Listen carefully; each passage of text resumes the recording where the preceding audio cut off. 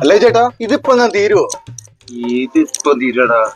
ഇതാകെ അരമണിക്കൂറുള്ളൂ. ചാവടിക്കുമ്പോ പെയിന്റിന്റെ കാര്യമല്ല വിജയേട്ടാ പറഞ്ഞേ, ഇവിടുത്തെ പണീന്റെ കാര്യ ചോദിച്ചത്.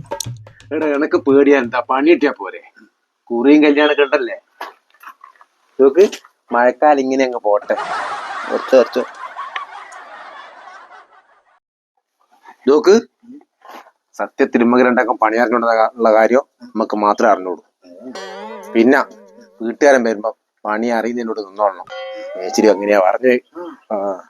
നിങ്ങൾക്ക് പണി അറിയാൻ ഞാൻ നിങ്ങളെ കൂടെ പോകുന്നത്. നിങ്ങൾക്കും പണി അറിഞ്ഞൂടാ?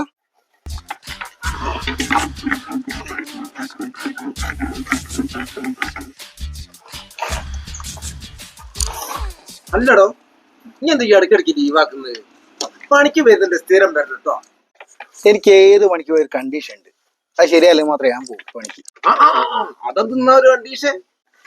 എനിക്ക് പണിക്ക് പോയാല് ഭക്ഷണം കഴിച്ചാൽ ഒന്ന് വാങ്ങണം, നിർബന്ധം. അതുമ്പോൾ പണിക്കാറില്ല ഇപ്പൊ അങ്ങനെ തന്നെയല്ലേ? അതല്ലാന്ന് വാങ്ങി നീച്ചെങ്കിൽ അന്നേരം തന്നെ ഭക്ഷണം കഴിക്കുന്നതാണ്. അല്ല, നീ ഇപ്പൊ പണിക്ക് വരുന്നുണ്ട് പിന്നെ എനിക്കറിയും പണി ഹോട്ടലില്. അപ്പൊ എനക്ക് പറ്റിയ പണി അതെയാ മോനെ. ആ ശരി, ആയിക്കോട്ടെ. ഓക്കെ എന്നാല് ഞാൻ വിളിക്കാം.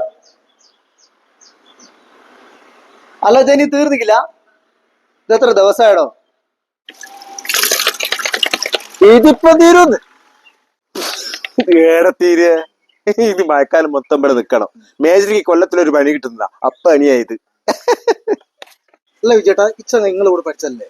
ആടോ, ഇവൻ എന്റെ ഒപ്പം പഠിച്ചതാ. ഇപ്പൊ വലിയ വളക്കാരനാ വിജയേട്ടാ. അതല്ല ഓരോരുത്തരെ തലയിൽ ഇട്ടാ. അതിഞ്ഞു പറഞ്ഞ ശരിയാ. നമ്മളെ തലയിലും ദൈവം പണക്കാരനായിട്ട്.